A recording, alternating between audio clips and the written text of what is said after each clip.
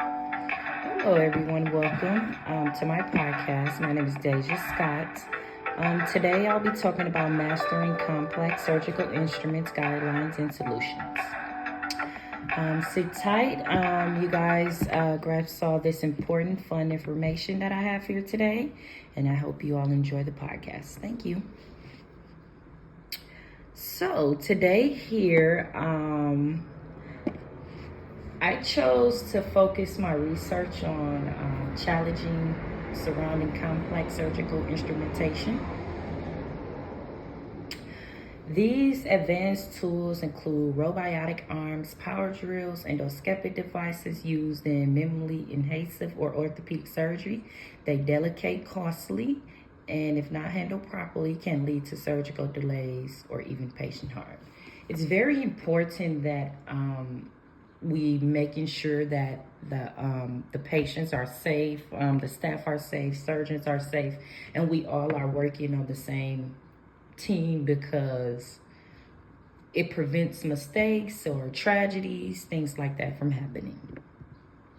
Okay.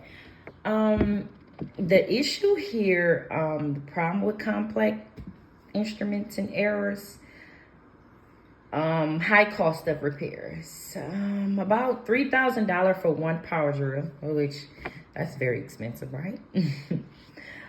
Improper cleaning equal delays and infections. As a sterile processor, you always want to make sure that you're properly cleaning the instruments to avoid contamination, to avoid bloodborne pathogens, anything. You always want to make sure you have good eyes and making sure the instruments are clean and everything is in good hands before it gets to the surgeon, before it gets to a patient. Improper cleaning, like I said, it equals delays and infections. So that's a very big thing that we all should, as sterile processor or a surgeon or anyone in the OR room or the surgical department should always make sure that these instruments are clean, working properly, things like that. Processing errors are common. When processing things, we sometimes can run into errors far as maybe the wrong instrument, or maybe we didn't put the right date, the right time, maybe we didn't see the spots on the instrument, or maybe we didn't see the rust, or maybe we didn't see the crack, or things like that. So it's very important to keep all eyes open, all ears open, and listen and pay attention when doing these things. One of the biggest challenges in hospital face is high cost of repairing complex instruments. For example, repairing a surgical drill can cost over $3,000. I mean, if you multiply that across a department, and costs skyrocket very high. A source that I found, according to the study in Healthcare Purchasing News, improper cleaning is leading to the cause of instrument failure. This isn't a financial issue. It directly affects the patient and safety outcomes. The meaning of that is it's not only a big problem financially for the hospital and the departments, but it's becoming a problem with the patient. So, for example, if you're in an OR, the surgeon has a patient that needs surgery, it's very important that the instruments are working correctly, because if they're not cleaned correctly, and then they're not working correctly. So you're unable to perform a surgery on a patient with improper working instruments. It's a health hazard. It's not safe. It's not good. It can cause a tragic. If you have someone that has open heart surgery and the tools isn't working correctly, it can cause a whole misunderstanding, and the patient could be very upset, or a tragic can happen. So it's very important to make sure that these instruments are properly cleaned. It's very, very, very important. So as a sterile processor, coming into these things and, attending classes and, on becoming a sterile processor, it's very important for me to make sure that when I do get in the field and I actually do get to work, and that's one of my main concerns, is making sure these instruments are properly cleaned before they even get to the real world and get to patients. So that's one thing that's very important. Why these things happen, the cause behind the problem, limited training on complex instruments, time pressure in SPD, lack of access to IFUs, rush process. All these things will cause these problems or improper cleaning, instruments not working. It's very important that we pay attention, we get the training we need, we ask for help, we do the modules on computers. I know at my current job now we do modules, and we have to stay updated on trainings, to take care of the patient so we can know what to do if an incident occurred. But one that stood out to me was limited training on complex instruments. That stood out to me because if you don't have the training for the proper job title you have, you don't know what to do. So the more training you have, the more experience you have, and the more learning you have, it makes your job easier, and it makes the job smoother, and everything go well, so no mistakes won't be encountered. When you rush in a sterile process, when you rush in a process of cleaning the instruments, or you skip a step or you miss a step, that's how a mistake happens. So it's very important to keep your eyes open, your ears, and listen and get the help that you need and get trained and ask questions, because you can always miss a step, you can rush a step. You don't want to rush these processes because it will prevent mistakes. This problem it's not really usually due to neglectance. Many sterile processing technicians just aren't trained how to properly disassemble or clean each complex device. Some people are not properly trained, and that's why before you get the training that you need in order to be successful as a sterile processing technician. You get the training that you need in order to know that you're comfortable before you get out in the real world, and you have to actually make sure these instruments are clean, making sure they are up to date and things like that. Late arriving trays, missing instructions for use in the IFUs. Missing instruction, late trays can cause delays in surgery, or can cause a whole miscommunication. One thing I did want to point out, communication is very, very, very important as a sterile processor, as any job in the healthcare field. It's very important to always communicate with your co-workers, always be on the same page. Late arriving trays. Someone could be not paying attention. The tray has to get out at a certain time, or the tray could be missing instruments, or it could be a lot of things why things like these can happen, why things like this can happen.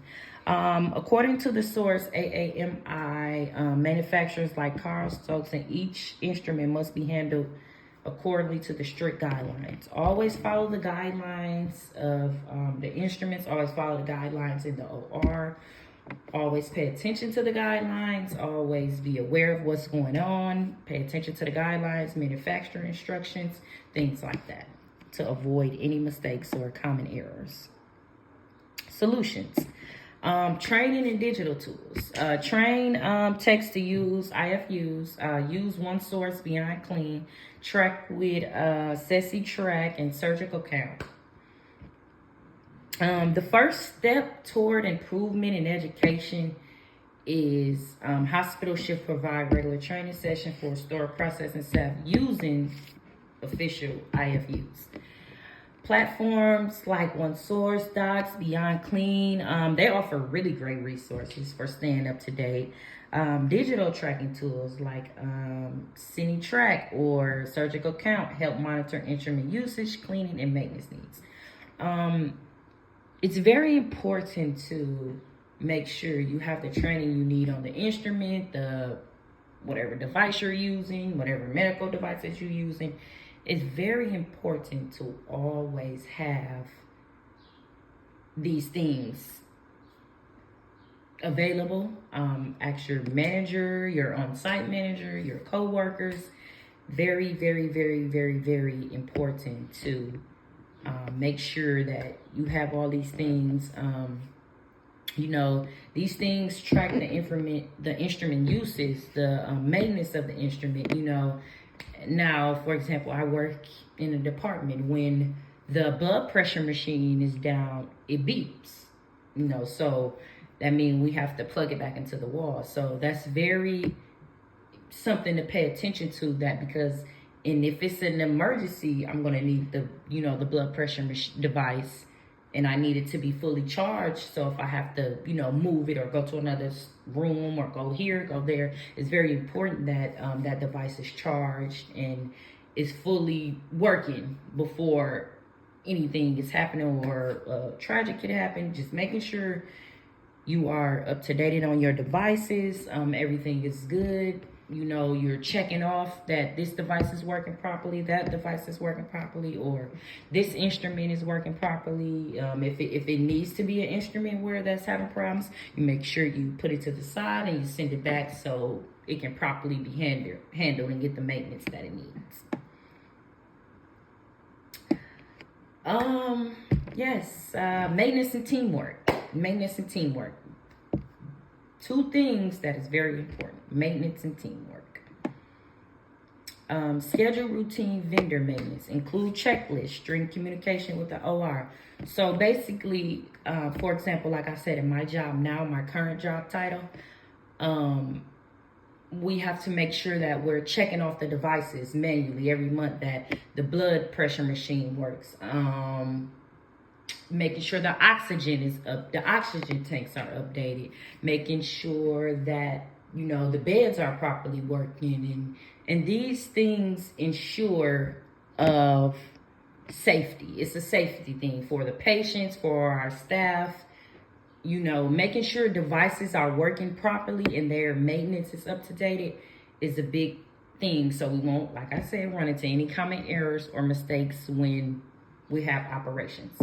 Routine maintenance reduce, like I said, last minute failures. Attaching cleaning checklists to trays to prevent common errors. You want to always have a checklist to check off the things you did. In most places, you initial things like that. It's better to have the paperwork there so you can know, okay, your supervisor can see this instrument here, I checked it off, it's clean, everything is working properly. Most importantly, just communicating amongst each other, the operating room, the vendors, ensure smoother coordination and fewer processing to make mistakes. The less mistakes and common errors are something that's very important. The less mistakes, the better. Everything runs smoothly. The patient, our goal is to make sure the patient is happy, comfortable, safe, and feeling amazing. You know, that's our number one priority, making sure, you know, these patients are safe, the instruments are clean, they're properly working, because without the instruments being properly clean and not working, we're not going to have a good operation. We're going to have errors. We're going to have problems with patients, and it's going to be a big ordeal that could have been avoided.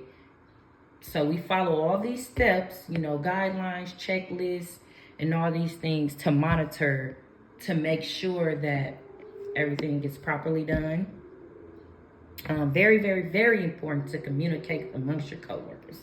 Cannot stress that enough. Communicate amongst each other, you know, so we're on the same page, so we know what's going on. You know, hey, that instrument, it's not working today, it needs to be sent off. That instrument has rust on it. It's very important to making sure that these things are done. Sources that I used here, where my information came from, like I said, it's AAMI, Healthcare Purchasing News, Beyond Clean, American Journal Infection, manufacturer sites. I base my research and solutions off highly reputational sources, like I said, including those sources. Manufacturer websites also provide reliable and detailed IFU's complex instruments. Things like that. Final takeaways: understand and maintain complex instruments, train and retrain, follow the IFUs, communicate amongst departments, and take pride in your SBT role. In conclusion, complex instruments are vital. Patient safety must be handled with care. By following IFUs, invest in training, promoting strong teamwork, we can reduce costs and improve patient outcome. If you work in sterile processing or OR, take pride in your role. You are essential to your success of every surgery. Thank you all so much for watching. I'm Deja Scott. Stay sharp, stay clean, keep raising the standards for care, and see you next time. Thank you so much.